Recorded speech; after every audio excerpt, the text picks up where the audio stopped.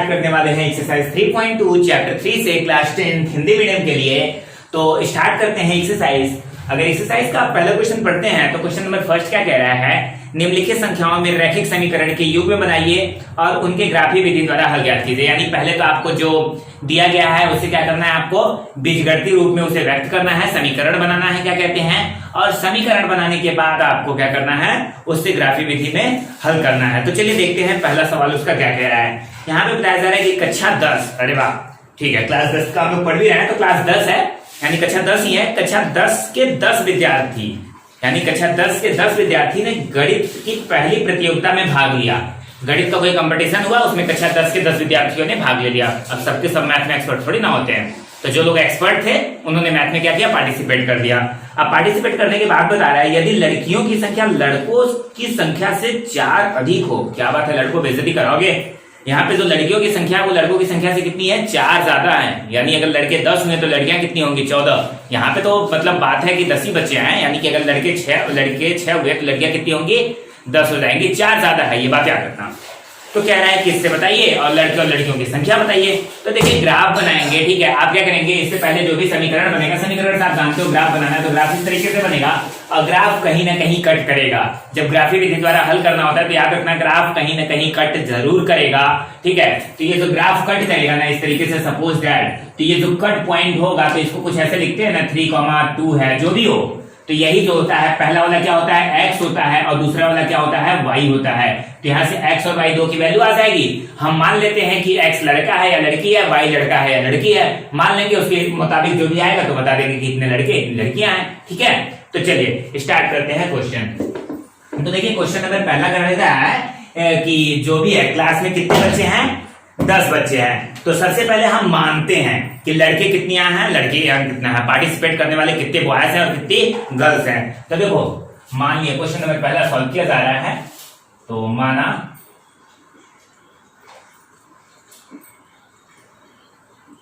लड़कियों की संख्या,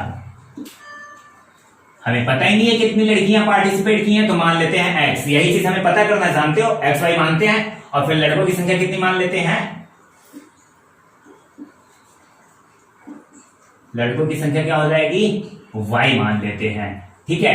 तो लड़कों की संख्या क्या हो गई, y हो गई। अब देखिए पहला चरण क्या कह रहा था, यानी उसका हम लोग देखते हैं पहली शर्त। उसकी पहली शर्त क्या थी, प्रश्नानुसार जो पहली शर्त थी वो थी, पहली शर्त, तो इसकी पहली शर्त थी, कह रहा था कि लड़के और लड़कियों को मिलाकर के कितने लोग पार्टिसिपेट किए थे मैथ की प्रतियोगिता में, 10।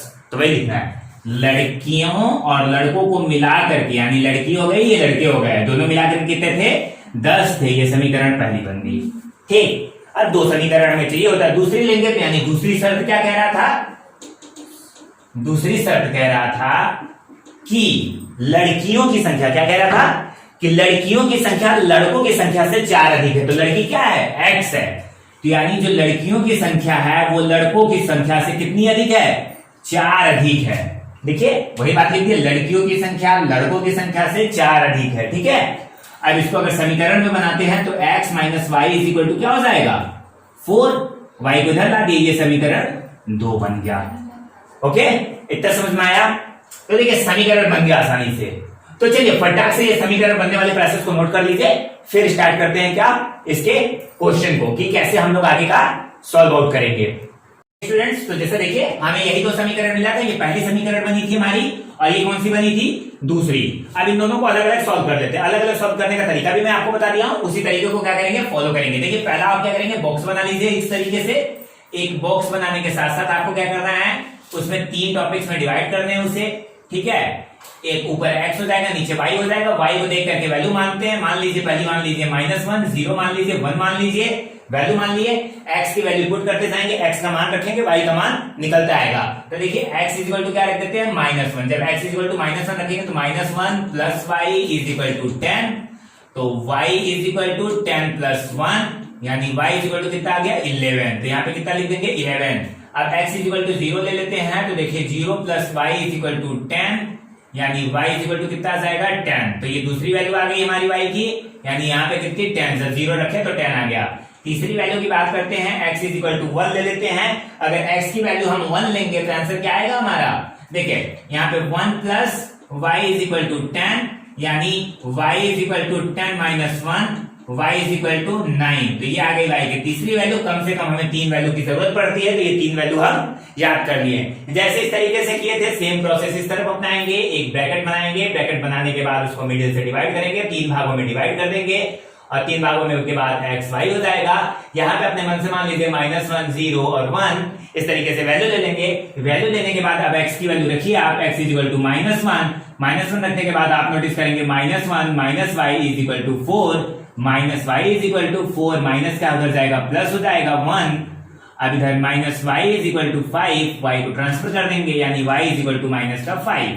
ठीक है, माइनस के साइन को हम चेंज कर दिए तो -5।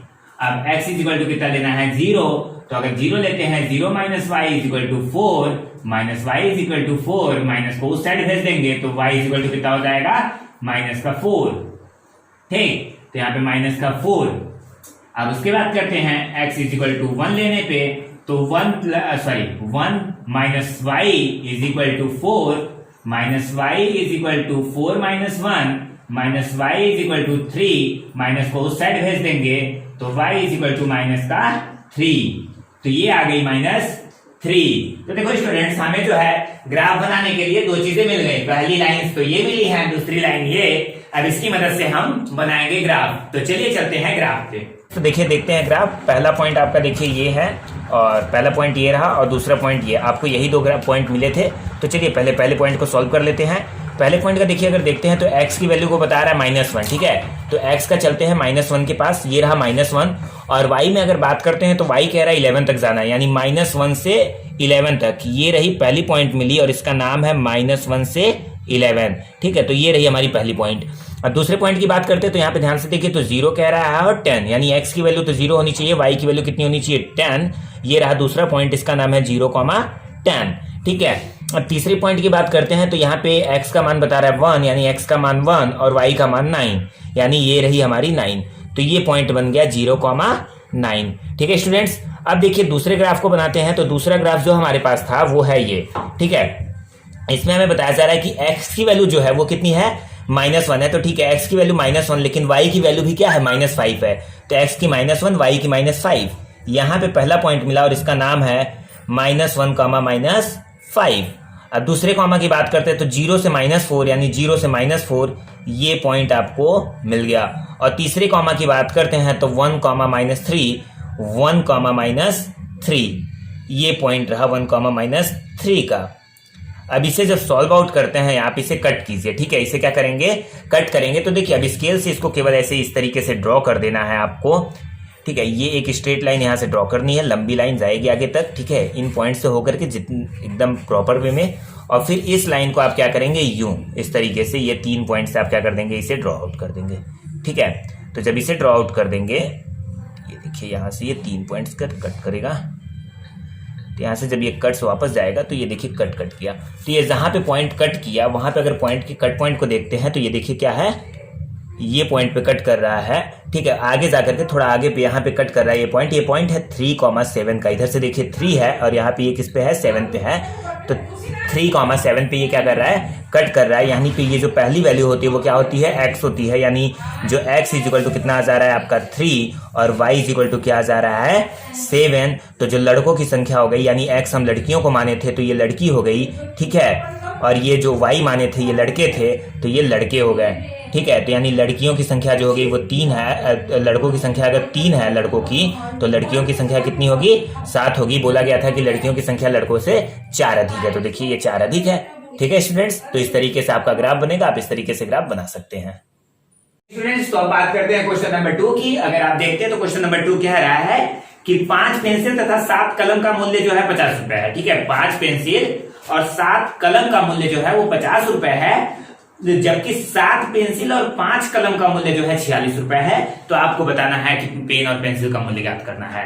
तो जैसा कि देखिए अभी ग्राफ पे कटा, इस तरीके से ग्राफ बना, ग्राफ आपका कट किया, जहां पे कट किया उसी वैल्यू को हम क्या बता दिए कि यही पॉइंट है। ठीक है, ग्राफ में आपने देखा भी।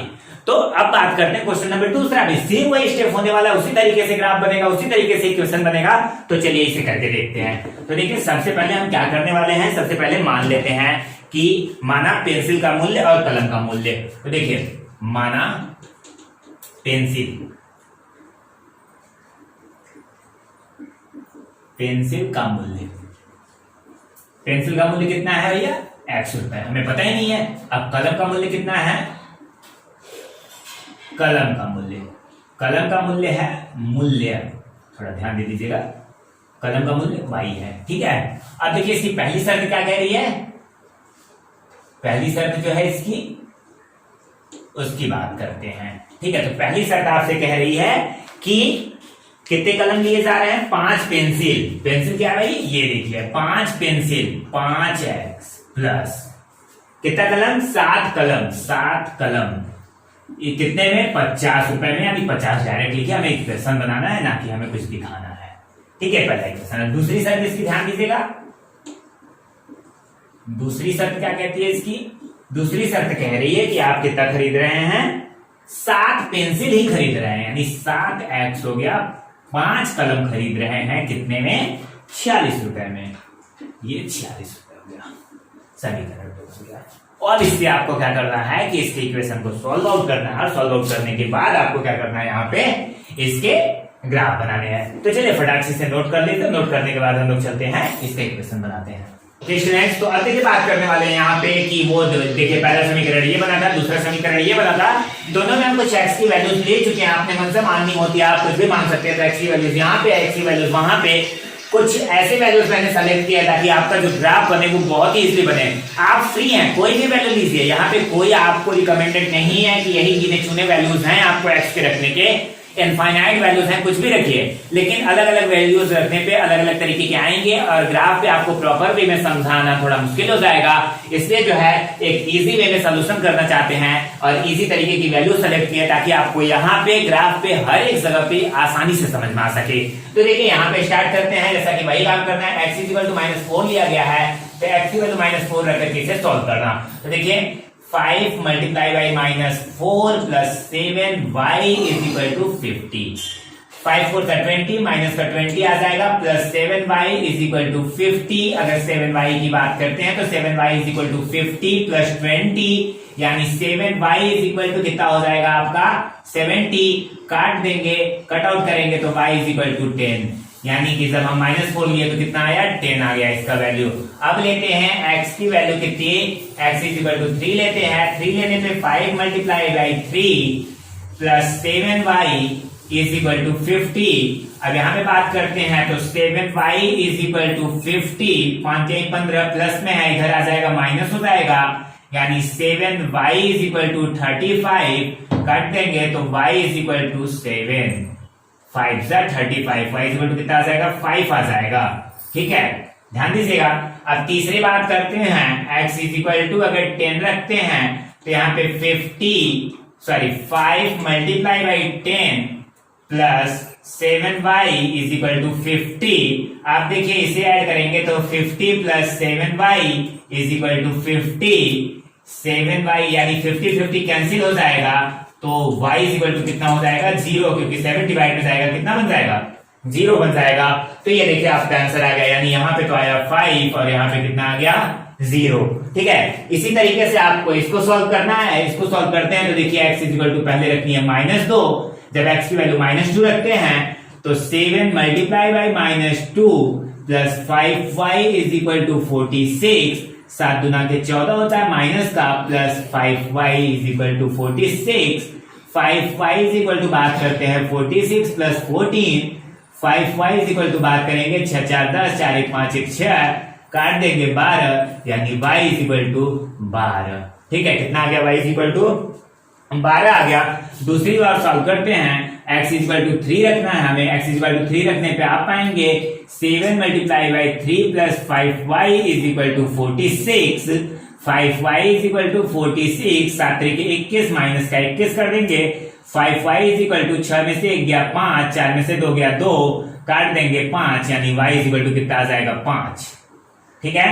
अब तीसरा सवाल करते हैं तो x = 8 रखना है, 7 × 8 plus 5y is equal to 46, 5y is equal to 7 8 56, यानी 46 माइनस 56, तो 5y is equal to minus का 10, काट देंगे तो y is equal to minus का 2, कितना आ गया y का -2 आ गया।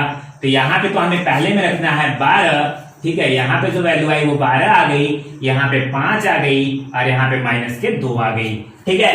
तो ये वैल्यूज बन गए। अब इसका बनाना है ग्राफ, तो चलिए चलते हैं ग्राफ पे। स्टूडेंट्स तो देखिए अब हमें एक्सरसाइज 3.2 के क्वेश्चन नंबर पहले का दूसरा बनाना है।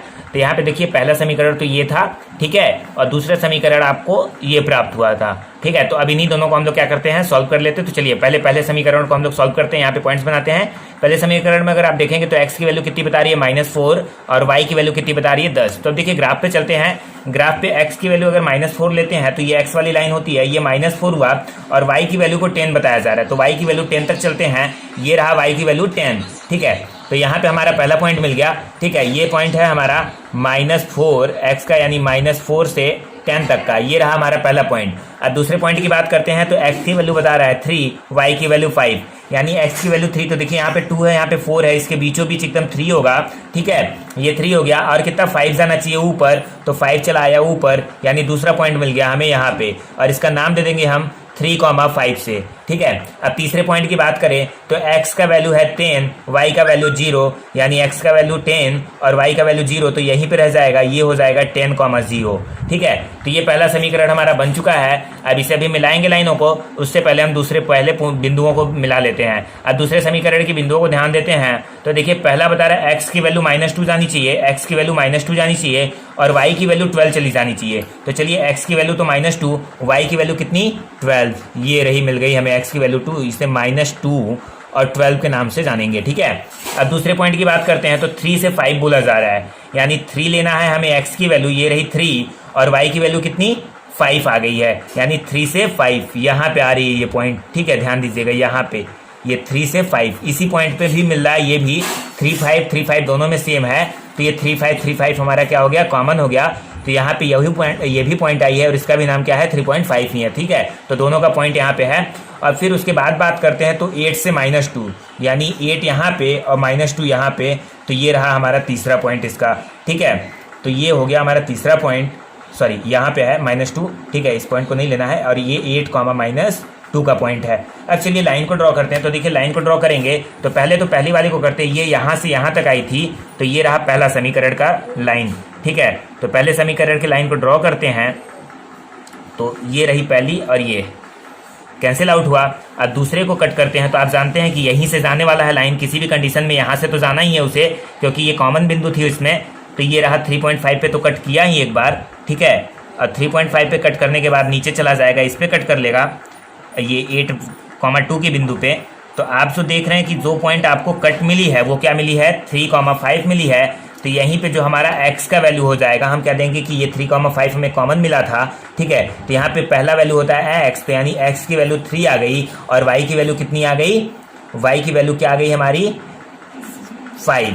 तो आप जानते हैं कि x जो था हम लोग किसे माने थे, x हम लोग माने थे क्या कहते हैं, x अगर आप मानते हैं तो x हम लोग माने थे पेंसिल को। तो यानी यहाँ पे पेंसिल कितनी है, 3 रुपए की एक पेंसिल है, ये पेंसिल माना गया था, ठीक है। ये पेंसिल था और ये क्या था, पेन था, ये पेन था और ये पेंसिल था, ठीक है। तो पेंसिल की कीमत जो है वो कितनी हो गई आप देख लिए, और उसकी कीमत जो हो गई वो देख लिए। पेंसिल की कीमत 3 रुपए है और पेन की कीमत कितनी है 5 रुपए है। इस तरीके से आपका ग्राफ बनेगा स्टूडेंट्स, ओके। इसे देख लीजिए और खुद ब खुद बना लीजिए।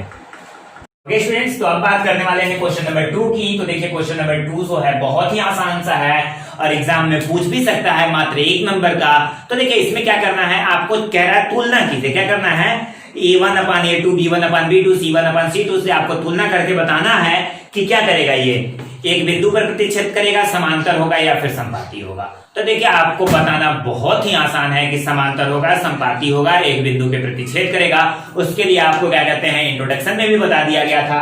तो देखिए यहाँ पे 3 कंडीशन आती है। पहली आती है A1/A2 is not equal to B1/B2, ठीक है। एक आती है A1/A2 is not equal to B1/B2 is equal to C1/C2। तीसरी आती है A1/A2, ठीक है, is equal to B1 upon B2 is not equal to C1 upon C2। ये तीन कंडीशन आती हैं। पहली कंडीशन में प्रतिच्छेद करती है, पहली कंडीशन में क्या करती है, प्रतिच्छेद करती है। दूसरी कंडीशन में क्या करती है, संपाती होती है। एक बार आपको चलते पे बता दिया जा रहा है ताकि आपको याद रहे। और तीसरे में समांतर होती है, ठीक है। तो तीसरे में समांतर, तो एक बार फिर से देख लीजिए, अगर A1 upon A2 is not equal to B1 upon B2 हो जाएगा तो प्रतिच्छेद करेगी। A1 अपान A2 होगा यहाँ पे, A1 upon A2 is equal to B1 upon B2 is equal to C1 upon C2, तीनों बराबर रहेंगे तो क्या हो जाएगी, संपाती हो जाएगी, ठीक है। A1 upon A2 B1 upon B2 is not equal to C1 upon C2, तो क्या हो जाएगी, समांतर हो जाएगी, ठीक है। तो चलिए अब स्टार्ट करते हैं क्वेश्चन। तो इसे आप याद रखेंगे जितना ज्यादा उतना ही बेहतर है, क्योंकि सवाल करने के लिए बस एक छोटी सी बात को याद रखना है, इसमें कोई फॉर्मूला नहीं है। तो देखिए यहाँ पे आपको क्या कहते हैं, एक क्वेश्चन दिया गया, तीन क्वेश्चन हैं, तीनों क्वेश्चन को एक ही बार में कोशिश करते हैं कि आपको समझा दिया जाए। तो देखिए पहला क्वेश्चन यहाँ पे करते हैं, दूसरा क्वेश्चन यहाँ पे कर लेते हैं और तीसरा क्वेश्चन यहाँ पे, ठीक है स्टूडेंट्स। तो देखिए अब ये तीन क्वेश्चन थे आपके, तीनों क्वेश्चन को आसानी से सॉल्व करते हैं। एक बहुत ही और बेहतरीन सा ट्रिक लेकर के आया हूं जिससे आप इसे सॉल्व करेंगे। कौन कैसे बताता है, स्कूल में कैसे बताया जा रहा है, ट्यूशन में कैसे बताया जा रहा है, उन सबको भूल जाइए। बस यहाँ पे जैसे आपको सॉल्व करने के तरीके बताए जा रहे हैं उस तरीके को फॉलो कीजिए, एग्जाम में लिखने में आपको आसानी होगी। कोई नया स्टेप नहीं है, कोई नया वर्जन नहीं है, बस आपको क्या करना है, इसको छोटा सा स्टेप है फॉलो कर लेना है, बहुत ही आसानी से आप कर सकते हो। तो देखो करना क्या है, सबसे पहले आपको लिखना है A1 अपान A2। यहाँ पे देखो ये A है, A1 हो जाएगा। आप इसी तरीके से समीकरण को लिखना ऊपर नीचे, ऊपर 5 लिख दो, नीचे 7 लिख दो। अब ये कटेगा नहीं, B1 अपान B2 लिख दो। ये क्या है, ऊपर -4 है और नीचे क्या है, 6 है। अभी ये कटेंगे भी, ठीक है, इन्हें काटा भी जा सकता है, तो जो कटेंगे उन्हें काट देना, हमेशा स्मॉलेस्ट डिजिट में कर देना। इज इक्वल टू कितना हो जाएगा, -2/3। अब C1 अपान C2 देखो लिखना तीनों, ठीक है। यहाँ पे C1 कितना है, 8/-9, ये कटेगा नहीं, ठीक है। तो अब तुलना करते हैं, क्या करते हैं, इसकी तुलना करते हैं, ठीक है। तुलना करने पे इसको देखते हैं, तो तुलना कर लेते हैं। तुलना करने पर तो देखिए तुलना करते हैं तो आप पाएंगे कि A1 अपान A2 जो है, ये वाली वैल्यू जो है इसके बराबर है -2 अपान 3, नहीं, तो इसी के बराबर नहीं है, B1 अपान B2 की। तो पहली कंडीशन मिल गई, पहली कंडीशन थी, तो इस पे क्या करेगी, अतः ये जो समीकरण है, अतः समीकरण क्या करेगा, प्रतिच्छेद करेगा। सिंपल सा बात, आपको कुछ नहीं करना था, बस यहाँ पे A1 upon A2 B1 upon B2 C1 upon C2 का मान रखिए, तुलना कर दीजिए। पहली कंडीशन नहीं मिल गई तो उसके बाद यहीं पे खत्म, ठीक है। अब देखिए दूसरे पे आते हैं, दूसरा क्या कह रहा है। यहाँ पे जब इसे सॉल्व करने लगते हैं तो फिर से वही काम, A1 अपान A2, A1 का मान कितना है, 9 है, A2 का मान कितना है, 18 है। इसे काटेंगे तो कितना हो जाएगा, 9 दूना 18, 9 एकम 9, 9 दूना 18, 1/2 आ गया। अब B1 अपान B2 की बात कर लेते हैं, तो ये कितना है, 3 है और ये कितना है, 6 है। काट देंगे तो 3 एकम के 3, 3 दूना के 6, यानी 1/2, 1/2 आ गया। तीसरा C1 अपान C2 की बात करते हैं, तो देखिए 12 है और नीचे क्या है, 24 है। काट देंगे तो 12 एकम 12, 12 दूना 24, 1/2। तुलना करते देखिए 1/2, 1/2, 1/2 आ रहा है, यानी A1 अपान A2, सॉरी यहाँ पे लिख दीजिए तुलना करने पे, ये लाइन मत भूलिएगा, तुलना करने पर छोटी सी लाइन है, क्योंकि तुलना करने पर ही बता सकते हैं आप। तो A1 अपान A2 बराबर है B1 अपान B2 के, और वो बराबर है C1 अपान C2 के। अतः जो समीकरण होगा वो क्या होगा, हम बताए थे तीनों बराबर होंगे तो क्या होंगे, संपाती होगा, संपाती है। क्लियर हुआ। अब तीसरा बात करते हैं, तीसरे कंडीशन में देखिएगा क्या दिया हुआ है, A1 अपान A2 दिया है, ठीक है। कितना है A1, 6/2, ठीक है, AB। तो इसे काट दीजिए, कितना आ जाएगा, 3/1, ठीक है। B1 अपान B2 की बात करते हैं, तो यहां पे देखिए माइनस का 3 दिया है, माइनस का 1 दिया हुआ है, माइनस माइनस कैंसिल हो जाएगा, 3/1। C1 अपान C2 की बात करते हैं, तो यहां पे 10 दिया, यहां पे 9 दिया, कटेगा नहीं, इसी तरीके से रहेगा। तुलना कीजिए, तुलना करने पर, तुलना करते हैं तो आप पाते हैं कि A1 अपान A2, ये और ये तो बराबर हैं, is equal to B1 upon B2, but ये जो है वो क्या है, ये वाला डिफरेंट है, is not equal to C1 upon C2। और जब ऐसी कंडीशन होती है कि A1/B2 B1/B2 और C1/C2 नहीं होगा बराबर, तो क्या होता है, अतः यह क्या हो जाएगा, अतः समीकरण जो होगा वो समीकरण समांतर होगा, समांतर है। ठीक है, तो ये हुआ दूसरा क्वेश्चन तैयार। चलिए इसे फटाक से नोट कर लीजिए स्टूडेंट्स। तो अब बात करते हैं क्वेश्चन नंबर तीसरे की। तो देखिए क्वेश्चन नंबर तीसरा आपसे कह रहा है कि वही चीज करना है, तुलना करके A1/A2 B1/B2 C1/C2 को चेक करना है, लेकिन इसमें ये नहीं बताना है कि प्रतिच्छेद करेगा, समांतर करेगा या फिर संपाती है। इसमें क्या आपको बताना है कि वो कैसा है, संगत है या असंगत है, दोनों का साथ है या फिर दोनों बिछड़े हुए हैं। तो देखो दोनों समीकरण साथ में है या दोनों समीकरण बिछड़े हुए हैं, ये बात पता करने के लिए आपको देखिए तीन कंडीशन थी। आपको पहली कंडीशन मिल सकती है A1/A2 is equal not equal to B1/B2, और दूसरी कंडीशन मिल सकती है A1/A2 is equal to B1/B2 is equal to C1/C2, और तीसरी कंडीशन मिल सकती है A1/A2 is equal to B1/B2 is not equal to C1/C2। यही कंडीशन मिलेगी। तो अब पता कैसे करेंगे कि कब साथ है कब असाथ है, इंट्रोडक्शन में वैसे बता चुका था, लेकिन फिर से यहाँ पे देख लीजिए एक बार। यहाँ पे देखते हैं, ये भाई साथ है दोनों, ठीक है, लग तो रहा है कि दोनों साथ नहीं है, लेकिन दोनों साथ हैं, ठीक है, इनके बीच की दुश्मनाएं हैं, इनके साथ आना है, ठीक है, तो ये दोनों साथ है, यानी यहाँ पे ऐसा कंडीशन मिल जाएगा तो आप कह देना संगत है सर जी, ठीक है। और भाई यहाँ पे देखो ये दोनों तो साथ है, ये भी साथ है, भाई पूरा पता चला है। देखो या तो किसी के पूरे तरीके से साथ रहो या तो बिछड़े ही रहो, ये जो दोगला वाला काम होता है ना, यही खराब होता है। तो यही भी देखिए असंगत है, ठीक है, कहीं साथ निभा रहा है और कहीं साथ छोड़ दे रहा है, इसीलिए ये बंदा असंगत है, ठीक है। असंगत होने का कारण इसका यही है। भाई देखो ये काम अच्छा ही नहीं लगता किसी को, कहीं पे तुम उसके साथ हो और कहीं पे क्या हो, साथ छोड़ दे रहे हो। ये भाई शुरू से कह दिया देखो हमारी तो तुम्हारी बीच की जोड़ी नहीं जमेगी, तो साथ में, फिर भी ये दोनों साथ में है, क्योंकि भाई पहले ही साफ साफ मना कर दिया था कि हम तुम्हारे जैसे नहीं है। यहाँ पे ये देखिए, यहाँ पे भी साथ दिया, यहाँ पे भी साथ दिया, इसलिए ये क्या है, संगत है, ठीक है। यानी आप मेरी कहानी पे मत जाइए, बस आप डायरेक्ट मैथ पे जाइए। मैथ पे जाइए तो ये देखिए, ध्यान दीजिए मैथ पे, अगर ये कंडीशन मिली तो भी संगत, ये कंडीशन मिली तो भी संगत, और तीसरी वाली कंडीशन जब मिलेगी तो क्या होगी, असंगत होगी। बस असंगत होने का एक ही तरीका है, ये वाली कंडीशन मिलेगी तो आपका क्या होगा, असंगत होगा, ठीक है। तो चलिए क्वेश्चन की बात करते हैं। देखिए क्वेश्चन हम सॉल्व करते हैं। इसमें 5 क्वेश्चन दिए हैं, 5 में से कोशिश करेंगे कि पांचों बता दे। तो चलिए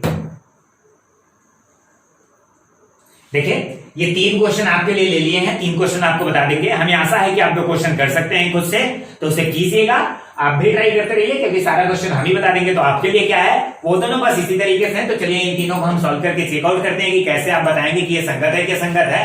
तो देखिए इसे बताने के लिए क्या कहते हैं, यहाँ पे देखिए सेम वही काम करना है। पहले A1/A2 लिखिए, इज इक्वल टू करिए, A कितना है, 3 है, ये 2 है, ठीक है भैया। अब B1/B2 करिए, B1/B2 करते हैं तो 2 माइनस का 3। अब C1/C2 करिए, C1/C2 इसको करते हैं तो कितना आ जाता है, 5/7। अब तुलना कर लीजिए, तुलना करने पर देखिए, तुलना कर लेते हैं तो तुलना करने पर आपका क्या आ जाएगा, A1/A2 is not equal to B1/B2। क्यों इक्वल नहीं है, यहाँ पे देखिए माइनस साइन ऊपर नीचे कहीं पे नहीं था, यहाँ पे नीचे माइनस साइन है, तो इसलिए क्या है, असंगत हो गया। अतः यह क्या है, अतः जो समीकरण है वो समीकरण क्या है, समीकरण संगत है। आपको अभी बताएं कि जब ऐसे कंडीशन मिलेगा तो संगत होगा, ठीक है। अब दूसरे की बात करते हैं, यहाँ पे भी वही काम, A1/A2 इज इक्वल टू 2/4। आपको बताया गया है छोटे भागों में कर लीजिएगा, 2 1 कम 2, 2 दूनी के 4। अब B1/B2 की बात करते हैं तो यहाँ पे देखिए -3 -6 माइनस 3 3, यानी 1/2 आ गया फिर से। C1/C2 की बात करेंगे तो यहाँ पे आ जाएगा 8/9। अब तुलना कर लीजिए, तुलना करने पर अगर आप तुलना करते हैं तो आप पाते हैं कि A1/A2 is equal to B1/B2, ये दोनों तो देखिए बराबर है, लेकिन ये बंदा जो है ये क्या है, डिफरेंट है, is not equal to C1/C2, यानी कुछ देर साथ देकर के फिर क्या हो गया, साथ हो गया। ऐसे कंडीशन में अब ये क्या रहेगा, असंगत है। अतः समीकरण जो दिया हुआ है वो क्या है, समीकरण असंगत है, समीकरण जो है असंगत है, ठीक है। तो अब बात करते हैं तीसरे की। देखिए कुछ भी नहीं करना है, बस आपको देख के लग रहा होगा बड़ा बड़ा है सर, बिल्कुल बड़ा नहीं। आपको A1/A2 उसी तरीके से लिखिए, यहाँ पे 3/2 दिया हुआ है, यहाँ पे नीचे 9 दिया हुआ है, उसी तरीके से लिख दीजिए। बस ये नीचे वाला नीचे आ जाता है, 3 लिखिए ऊपर जैसे था और नीचे 9, और इस 2 को बस नीचे ला दीजिए, 3 एकम 3 3 3, तो यहाँ पे 1 आ गया और 3 दूना के 6 हो गया, कोई चेंज नहीं था। दूसरा देखिए b1/b2 को ध्यान दीजिएगा, यहाँ पे कितना दिया 5/3 दिया हुआ है, 5/3 लिखिए, और यहाँ पे कितना माइनस का 10 है। बस इसी स्टेप को आने दीजिए, 5 को ऊपर रहने दीजिए, माइनस का 10 नीचे, गुणेगा 3, 5 से 10 को काट देंगे 2, यहाँ पे रह जाएगा 1, 2 दूनी के 2/6, और यहाँ पे माइनस था तो नीचे का माइनस रहेगा, ठीक है। अब C1/C2 की बात करते हैं, तो C1/C2 क्या है, 7/14 है, ठीक है। इसको देखिए 7/14 काट दीजिए, 7 एकम के साथ 7 दूना के यानी 1/2। अब आप पा रहे हैं यहाँ पे A1/A2 जो है वही नहीं बराबर है B1/B2 के, है सर 1/6 तो आया है, हाँ 1/6 है, लेकिन इसके पास ये देखिए ये माइनस साइन आपको दिख रही होगी, ठीक है, और इसके पास माइनस साइन नहीं है, ठीक है। तो इसलिए ये दोनों बराबर नहीं है, कोई पॉजिटिव थिंकिंग वाला है कोई नेगेटिव थिंकिंग वाला, तो दोनों बराबर हो ही नहीं सकते। तो अतः जो समीकरण होगा वो समीकरण कैसा होगा, समीकरण संगत है, संगत है, ठीक है स्टूडेंट्स। चलिए इसे नोट कर ओके स्टूडेंट, तो इस वीडियो में हम लोगों ने पढ़ा एक्सरसाइज 3.2 से क्या कहते हैं, क्वेश्चन नंबर पहला सॉल्व किया, उसके ग्राफ के साथ उसके हल किए हैं, क्वेश्चन नंबर दूसरे के तीनों पार्ट कर लिए हैं, क्वेश्चन नंबर तीसरे का पहला दूसरा तीसरा किया है, चौथा और पांचवा ये आपको करना है खुद से। नेक्स्ट वीडियो जल्दी ही आएगी इसकी पार्ट 2 के नाम से, और उसमें क्वेश्चन नंबर 4, क्वेश्चन नंबर 5 और क्वेश्चन नंबर 6 को सॉल्व किया जाएगा। Okay students, thank you.